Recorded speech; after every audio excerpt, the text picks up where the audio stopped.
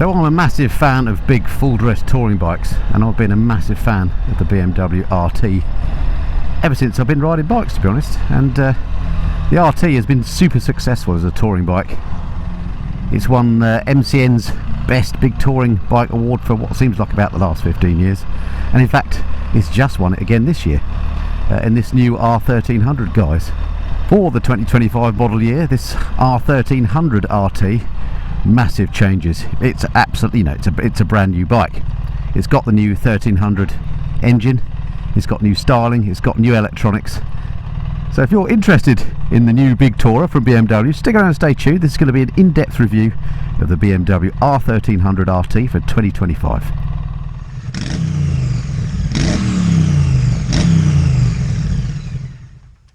Hey kids, it's Mr. Fly here, hope you're well, and welcome back to the channel for a bike review that I think is going to be super important, because the BMW R1300 RT is the sort of bike that is right up my street, and I think it's probably a bike that has been, or you may be thinking is right up your street too. So in this video, I'm going to do my review slightly differently. I will do the usual ride and the usual stuff, but I'm also going to go into a little bit more depth on the bike. So not only will I do the usual stuff, but I'm going to take a Pillion out on the bike, I'm going to ride it at night, and then towards the end of the video, I'll go through all the pros and cons that I've learnt on the bike over the last several hundred miles. I've had this for the last 2 weeks, and I've ridden about 700 miles on it, so I think I've got to know the bike pretty well. Okay, so welcome aboard the massive BMW RT, and this is my in-depth review of the bike. As I mentioned, I've ridden many hundreds of miles on this bike. I've had it for the last 2 weeks, and I've absolutely maxed out the riding on this, so I can properly get under its skin. But I didn't do a first ride review in my normal way. The first ride I had on it was kind of a long ride. I went down to Portsmouth on the bike to see my mate Lamb Chops rides, and I made a video of that, and it was titled something like Long Ride on the BMW RT, and that was the first time I'd been on it, and I came off the bike semi-impressed. There are things about it that I liked, things about it that I didn't like. So it definitely warranted more investigation before I came up with this, my final review on the bike. So, as I say, done lots of miles since, and I've learned lots about this. But in this section of the review, let's go through the stuff that I would normally do, starting off with comfort. And that, of course, is one of the things that big bikes like this have to be absolutely fantastic at. Now, when you first jump on the RT, what strikes you is that the handlebars are quite a reach away, particularly if you're used to riding the old RT. They are a bit further away than they used to be, and they also feel quite narrow to me. I'm used to riding a GS, they feel a bit narrower than that. The seat at the start feels pretty comfy, well padded, and your legs are quite tucked up in a bit of a sportier riding position than you are on, say, a GS, but it's always been like that on the RT. So initial impressions when you jump on is, yeah, it's comfortable. Big screen, keeps all the wind off you, it's a nice place to be. But having done some long days on this bike, I can report that after about an hour and a half on the machine, it does get pretty sore for the rider. A little bit later, I'll put a section in the video about what it's like for the Pillion. I had Mrs. Flyer ride on the back of this for some hours on various trips we've been on, and she's done a little section, and that'll come up later in the review if you're interested in what it's like from a Pillion point of view. But yeah, having got to know the bike, it's comfortable to start with, and it becomes uncomfortable after a while. I'm sad to report, because that's one of the things that for me is basically the most important thing about a touring bike.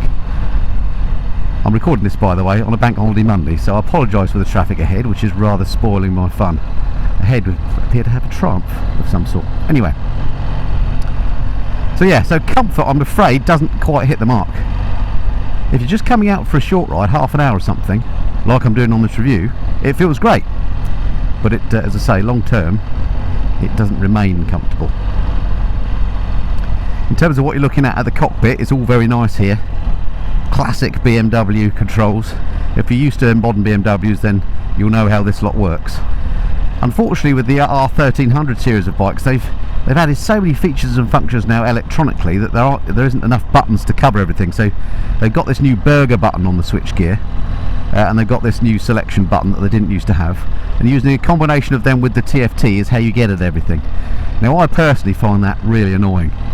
It has taken me ages to work out how to turn off the heated seat. It's 25 degrees centigrade today when I'm recording this, and I've had the heated seat on for the last 2 days because I couldn't work out how to turn it off. It turns out it's relatively simple, and if you had a manual you'd work it out, and if this was your only bike you'd get used to it and that would all be fine. I guess what I'm saying is it's not particularly intuitive. Also, I don't like having to search through menus and things for stuff that you just want to use. So another example is this screen on here is electric. It moves up and down, and it's great, but to get it to move up and down, again, you have to search through menus to do it. You can assign these favourite buttons on the side here to various things, and I would certainly assign the screen and the heated grips and stuff to those if it was mine, but out of the box it's a right faff. And that was a similar complaint I had about the new GS as well, because it has a similar sort of setup. Might not be an issue for you, but it's certainly an issue for me, taking me off the road to try and work out how to operate things. Alright, let's come down here. This is my suspension testing road, just to see what the suspension's like. And I have to say, the suspension on this is great. It's got BMW's funny paralever and telelever Evo suspension. So one of the great things about this bike is when you brake hard, the forks don't dive, so it stays nice and level, and it just eats up these bumps with aplomb. This is a horrible road normally, and it does feel nice down here, so absolutely no issues with the suspension on here. Very nice indeed. Now this particular bike I'm riding is the ASA version, so that's the automated shift assist. First time I've ridden with an automatic BMW, and I think on touring bikes automatic gearboxes make a lot of sense. I've heard mixed reviews on BMW's implementation of it, and I have to say I found it absolutely fine in the main. In the lower gears, you know, first to second and then to third maybe, it can be a little bit clunky, but then gear changes generally on boxer engine bikes are clunky, aren't they? So they can't sort of magic it away. If you're under load and you're in higher revs, then it's a lot smoother. I would say that the gear changes are probably smoother than you could do yourself manually. If you do want to drive it manually, you can do. You can press this button here, put it to manual, and then you've got a foot gear lever to change gear. No clutch though, but you know, you can ride it effectively like a manual. It's effectively a foot switch to change gear. So no issues with the automatic gearbox particularly. Right, this is my little handling road. One thing that I do like about this bike is the handling on it. For such a big heavy bike, it really is agile. I mean, it also, because it's heavy, it's nice and stable, but if you want to move it around quickly, you can do. Even with someone on the back, it just flicks about. The BMW engineers have worked marvels on the handling on this. And even on twisty roads like this, it's absolutely lovely in the handling department, even when it's fully loaded. So no problem there. If you're going away on tour, you're whipping down the auto routes and autobahns and getting to the Alps or wherever, you could have fun on this when you get to where you're going. So a lovely handling bike, no doubt about that. Alright, should we take a look at what the bike looks like and have a little look over the styling? Okay, here is the new RT then, and from the side in the sunshine, actually looks quite handsome, doesn't it? And it's kind of popping in this beautiful sunny day we've got. But as soon as I move around the front, that's where all the trouble starts. And this is very subjective when I look around these bikes. This is just my opinion, so you may love the looks, but the jury's out for me. When I first saw pictures of this bike, I thought, you know what, I don't think that's a looker. And you know, I still don't think it's a looker. There's something about this front end that isn't quite right. This is the part for the radar, and I think that's what makes it, you know, and therefore they've made the light really small. And there's just something about that front that doesn't look quite right to me. I don't know. One of the features on this bike that is new for the RT, and I think is a bit of a gimmick, are these side panels here. Look, you can lift these up while you're going along to give you some extra wind protection. Now, they don't actually make that much difference. They protect you a little bit more maybe, but not a lot. But underneath, look at that. It just looks like a real mess underneath there. I don't know about that. I can't see them sticking with that feature in the future. But anyway, there we go. That's something that's unique to the RT. Let's come on around. There's a lot of plastic bodywork obviously covering up the engine and stuff, so it should be relatively easy to clean, I imagine. It's got these massive panniers and top box. Let me show you in the top box. Now, these can be centrally locked, but if you have the central locking turned on, in order to get in the top box, you have to switch the bike on so that you can press the release button and open it. If you disable that, as a kind viewer told me you could do, which I've now done on this bike, to open the top box you have to actually use the key, so it defeats the object of having central locking in the first place. So anyway, I've sort of unlocked that. You do that, up that goes, which is quite nice, and then you've got this absolutely gargantuan top box, and you can fit a couple of helmets in there, and also there's a light up here, and there's a USB port down here as well, so it's got power in there as well. So quite good from a size point of view, but from a use point of view, are pretty useless on the central locking. BMW just don't seem to be able to get that right.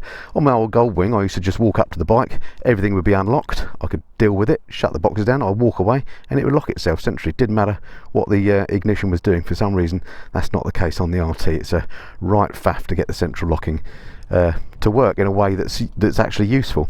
Anyway, coming around, that was a bit of a whinge there. We've got some extra sort of winglets on here, I suppose, to keep some turbulence off you. I guess that works because it's relatively calm as you ride. I do quite like these big handlebars, proper touring ones, of course. The big TFT, I've actually kind of grown to like that. Option 719 parts on here all look very nice. The engine on here has got this sort of crackle finish, which I quite like as well. I'm not sure which bits are extras on here, by the way, and which are standard. And then around the front you can see we've got additional spotlights as well. Again, I don't know if they're standard or not. Something about the front mudguard troubles me. I don't quite know what's going on there. Anyway, so that is a look around the bike. As you can tell, I'm not that enamoured by the looks, and I don't think I'm the only one. Okay, welcome back aboard, and as I say, styling of course is a very subjective thing, and I've never been a huge fan of the way the RT looks. Even the older RTs always looked a bit too bulbous at the front end to me. But I think the styling of this one, it might just be because it's different, but it's taken a step back. To me, it doesn't look as good as the outgoing RTs. There's just something about the way BMW have done the front end that doesn't look right to me. But there you go, very subjective point. So, you know, I know some people love the looks of it, so they'll be very happy, so that's absolutely fine. For me, the looks of a bike are very important. Okay folks, let's talk Pillion on the new RT, shall we? So I've come out with Mrs. Flar. She's on the back of the bike. We've been on the bike for about an hour and a half or so at the moment. We're on a journey that's going to take us about 3 hours. It's taken us through countryside, towns, all sorts of riding. By the time we've finished it, we get to our destination. We'll have a bit of a chat to Mrs. Fly, see how she's found the new RT from a Pillion point of view. So it's 3 hours later, we've arrived at our destination. We've had a long, well, 3 hour ride on the RT. Mrs. Flar has been on the back of the bike, and I know many people are going to be interested to know what she thought of it. So over to you, Carol. What do you make of the back of the RT, given you're an experienced Pillion? I actually didn't find it that comfortable, if I'm honest. The seat was quite hard. I expected it to be more comfortable. The seat was quite small for me. I thought the GS 1250, we've got the seats just more comfortable and slightly bigger. The grab handles, again, they've been moved back and it's not a natural place for me to hold, so I was fighting to hold on. Although the one thing, because of the windscreen, that's the word. The wind protection was really good, so even when you're cruising along at 70 on a dual carriageway, nothing on the top of my head, nothing on my shoulders. You can feel it slightly on your arms, but you're going to. So I thought that was very good. What about the view? The view around, I couldn't see the screen at all. Yep. I had to really go around to look at the speedo or where we were, but you know, I mean, you always have to sort of look a bit on every bike. So backrest? I didn't find it comfortable at all. Okay. Sorry. What about getting on and off the bike? It's a bit lower than the GS, but for me, I don't know, maybe I was getting on in a bizarre manner today. I'm going to go on the bike again tomorrow and have another go, but I didn't. Maybe they've moved the foot pegs back just slightly, and for me, I found it a bit awkward, but then it's probably just me. I was slipping off the seat quite a bit, and I didn't know why that was, you know, so it was making me quite nervous. I couldn't relax on the bike. I didn't find it a relaxing ride, because if you have to be prepared to brake and, you know, brace yourself. I was literally sliding down off what the seat there was. Just backhanded way of saying. So all in all then, thumbs up or thumbs down from a Pillion point of view? For me at the moment it's a thumbs down. I must admit I haven't ridden the 1250 RT, been on the back of that, so I can't compare it to that. I can compare it to a lot of miles on the GS and the Goldwing. So how does it compare? So the GS you said is more comfortable? The 1250? Yes. Not the 1300? Correct. And the Goldwing? Well, the Goldwing's a comfortable seat because it's a big seat, it's a comfortable seat, and you've got your armchair support around you. All right, okay. So there we go. That's the Pillion view. Right, let's just check the brakes out. Nothing behind me. Man, the front brake is really good on this. Try the rear. The rear is incredibly good as well, actually, much better than you would think. It's only got, I think it's a 2-pot caliper on the back, but it's really good, that rear brake, although I did feel the ABS cut in there. But yeah, nice rear brake on that. The front brake is, how can I describe it? It's got a good bit of feel, actually. It's a nice brake setup, no complaints there. In terms of electronics, this bike has absolutely had everything thrown at it. This is the press bike, so it's got every option you can think of, including things like the radio. Now, I personally never listen to music or anything else when I'm riding a bike. I just like to listen to the sweet music of the engine. So the radio wouldn't be something I would spec up. But if you don't spec the radio on this, unfortunately you don't get these speakers then. You get 2 big plastic plates that look a bit naff. So you're forever reminded that you didn't tick the radio box. And it is quite an expensive option, I think, over £1,000. So you have to think about that one carefully, whether you're going to go for it or not. I used to own a Goldwing. In fact, I've had 2 Goldwings in the past. That had a radio on it. It never worked very well and I never listened to it. So I wouldn't bother with one on the RT. But it's got all the latest and greatest electronics on this, including things like radar adaptive cruise control, which I really do like. That's a fantastic addition. Because together with the adaptive cruise control, the radar also gives you blind spot monitoring, which I think is a fantastic safety feature. So that's something I love about this. Having done a lot of riding on motorways and fast roads on this bike over the last couple of weeks, that cruise control has been an absolute boon and something that I regret, well, don't regret because you couldn't have it on the 1250 GS that I own, but it'd be great to have that on my GS. Unfortunately, I don't have it. That's kind of sport me that radar cruise control is brilliant on here. But yeah, every bit of electronics you can think of, plus some, on the new RT. So if you like your electronics on your bikes, you can have a lot of fun playing around with this one.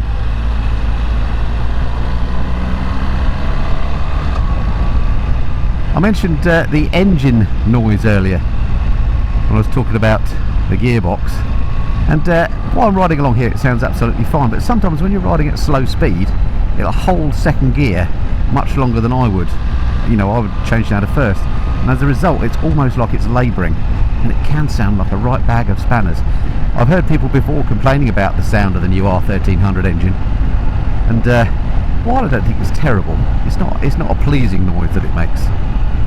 Nor is the 1250 or the 1200 before that, so it's not a particular downgrade. I'm just saying that the engine doesn't sound that sweet on this bike. The protection on the bike is brilliant, by the way.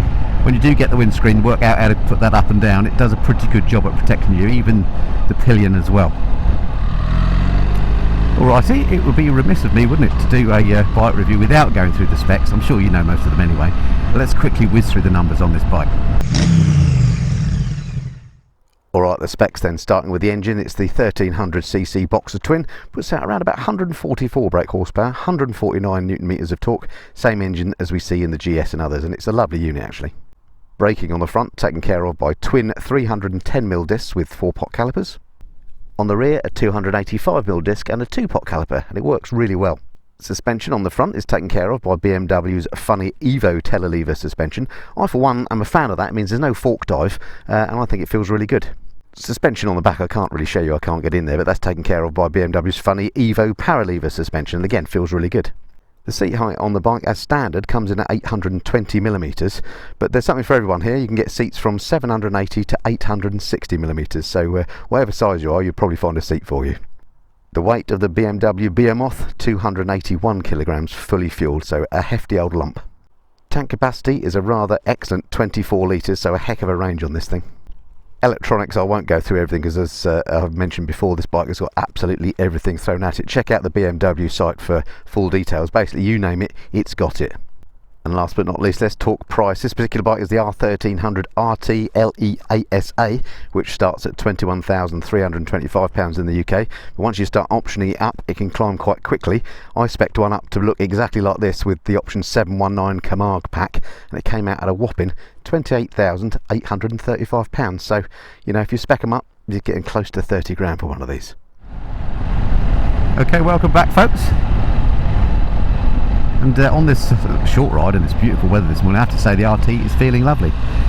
But it kind of does on these shorter rides. It's only when you ride it for longer periods of times you start to notice the limitations. I get a little bit of backache on this from the riding position. I find the seat starts to get uncomfortable. And then just little things about the bike make it hard to live with, and it starts to annoy me a bit. Anyway, more about that when we do the pros and cons.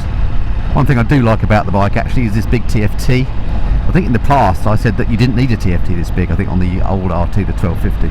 But actually I've got kind of used to it on here and I quite like it. And when you integrate this with your phone and you use it for nav, actually the amount of real estate you've got there is quite handy.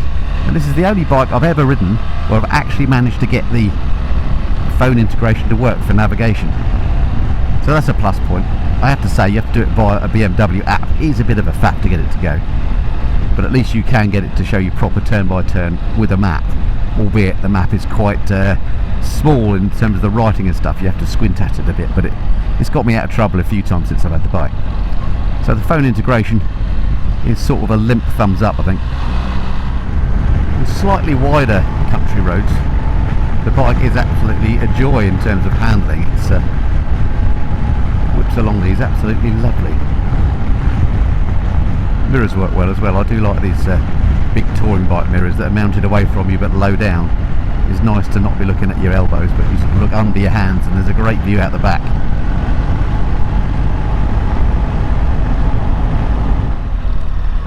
Okay folks, let's take this big old beast into Great Brissenden train station to do my lugging about test. If you're not familiar with this part of my review, so I go to the station and I just put the bike in a parking spot and then reverse around, see what it's like to get off the side stand, that sort of thing, and move it around, see what the turning set was like, sort of to try and simulate what it'd be like moving it around in your garage. So into the middle of this spot, and I think I know already how this is going to go, by the way.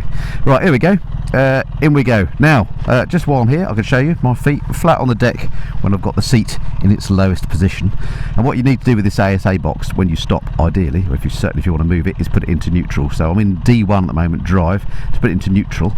See, I've got the gear lever down there. I'll just hold my foot on that for a few seconds, and there we go, it goes to neutral.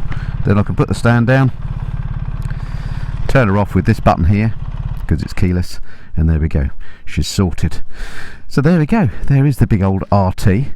From the side, not a bad looking bike. From the front, not so much, but that's we've already covered that.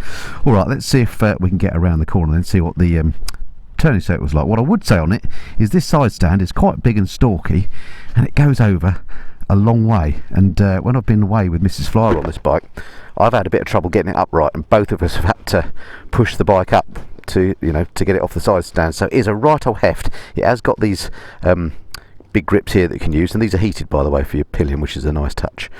Right, let's see if I can get her off then. I've got a dodgy shoulder, so that is something to bear in mind.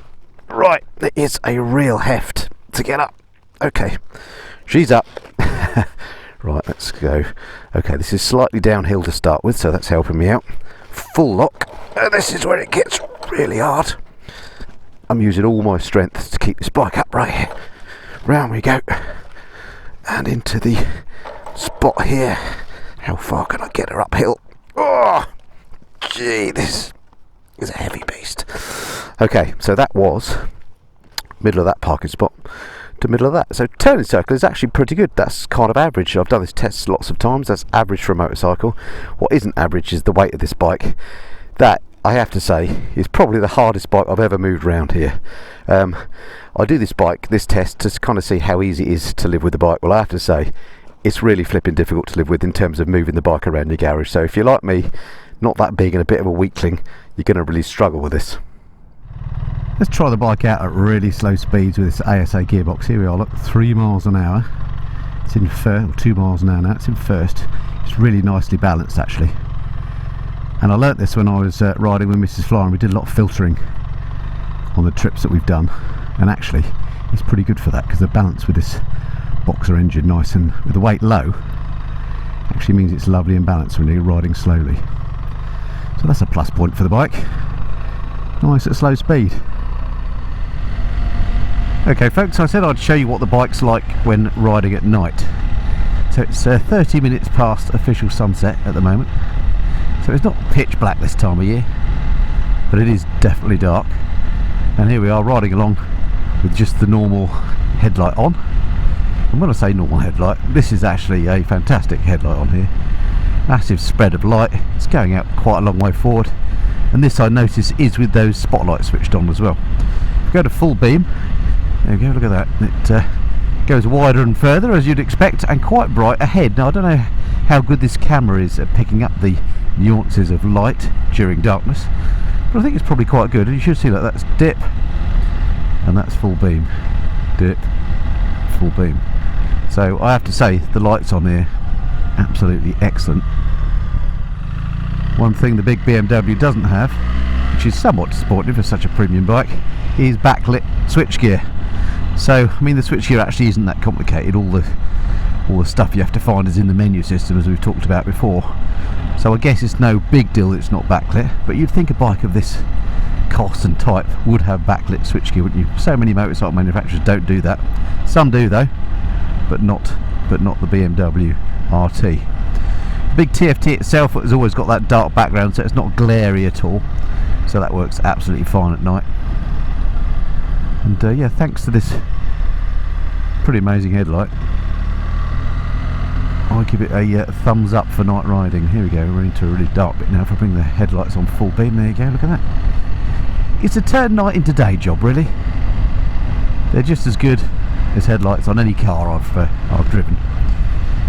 So yeah, thumbs up for riding at night. Not something I like doing on motorbikes, but if you had to, you could do it on the RT, no problem. The lights are absolutely amazing, as hopefully you can see. What an absolutely beautiful day to be out on a bike.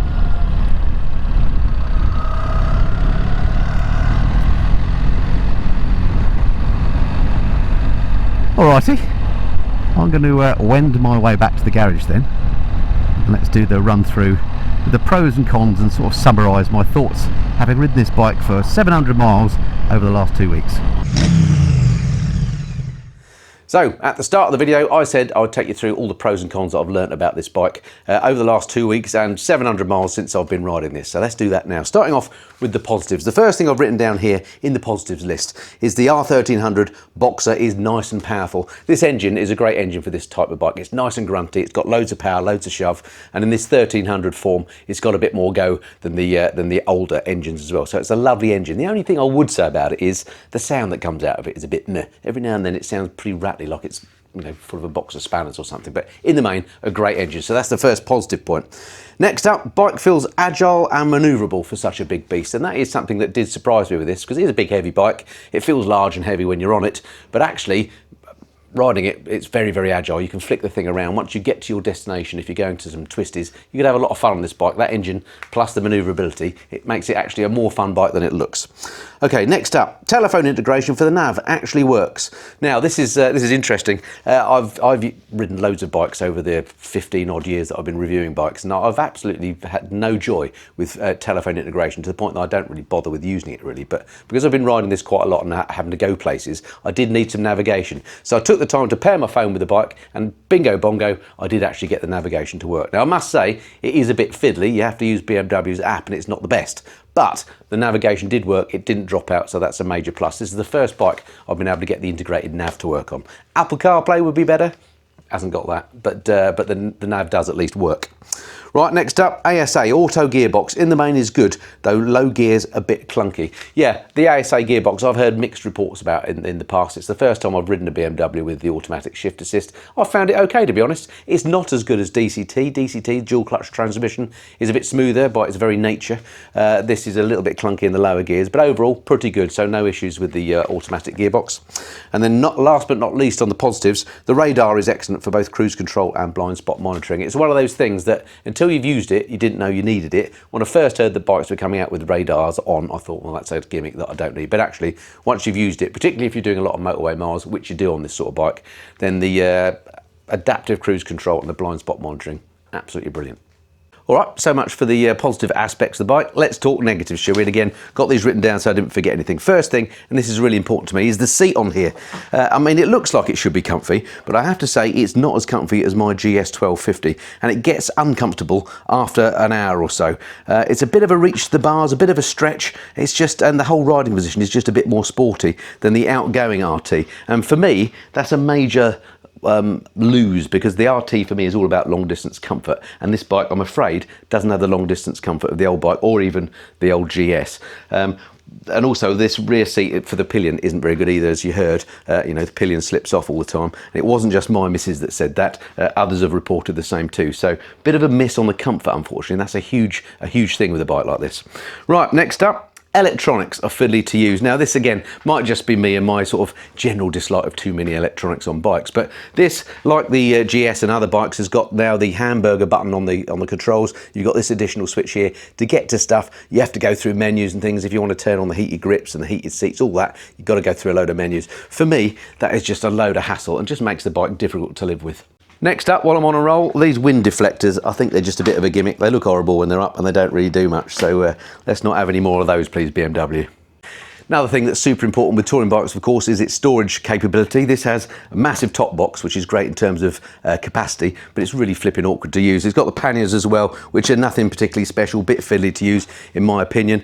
These do have central locking, certainly on the top box, but in order, if you have the central locking enabled, in order to get into the top box, you have to turn the ignition on. It's a right faff, keep going back and forth. You can disable that feature, but then you don't have central locking, so what was the point in the first place? So big thumbs down for that feature on the bike.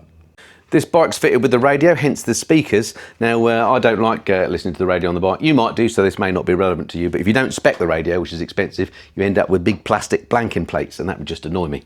She's a big old bike, and of course she is heavy, although not as heavy as some touring bikes I'm familiar with, but what a pain it is to move around. It goes over too far on the side stand. Me being a bit of a weakling, I find it really heavy to shift around. I really struggle to get it out of the garage. Other bikes have reverse gears, this doesn't. It makes it really hard to live with. This bike with all the fancy spec, it's up there towards 30 grand. Well, I think about 28.5 when I tried the configurator, based on what I can tell the bike's got. So you're getting into Goldwing territory, and I have to say, this ain't a Goldwing. And then last of my negative whinges, this front end, I just don't think it's a looker. For me, sad I know, I'm a bit shallow, but I need bikes to look good, and this bike to my eyes just doesn't look good. Alright, so I've come to the end of my time with the new R1300 RT, then time to sort of summarise my conclusions of the bike, and you can probably work out what they are. For me personally, I was really looking forward to riding the new RT. When I first saw the design of it, I was kind of in the middle as to whether I like the look of it or not. I think I've decided I don't like the look of it, and that's possibly because, having ridden it lots, I kind of don't like the bike either to ride. Now, you may love the RT, so give one a go and draw your own conclusions. This is only my opinion, and what do I know? But I think that the basic things that you need on a big touring bike are things like comfort, ease of use, and ability to carry loads of luggage, and a happy pillion. All those things this bike for me fails on, unfortunately. So yeah, there are other bikes out there. I mean, inevitably I'm going to compare this with a Goldwing, because I've owned two Goldwings in the past. The Goldwing's bigger and heavier, but Honda do stuff to make it easier for you to live with, like give you a reverse gear, for example. The Goldwing is way more comfortable on long journeys. The Goldwing is smoother with its big 6-cylinder engine, and it's a similar price. Now I know it's kind of a different sort of a bike. You can't really compare a 6-cylinder with a Boxer twin, but that's the other bike I know, and inevitably I'm going to think about that. So no matter what other people tell you, Goldwing beater, this is not, I'm afraid. But what do I know? I thought the same about the new GS. They kind of made this less RTE than it used to be, in the way they've made the GS less GSy than it used to be. The basic things about the bike aren't quite right for me. They've made it more complicated with the electronics. It's difficult to live with, and the things that made the RT attractive are no longer there for me. So as I say, I said similar things about the new R1300 GS, and they've sold like hotcakes, so what do I know?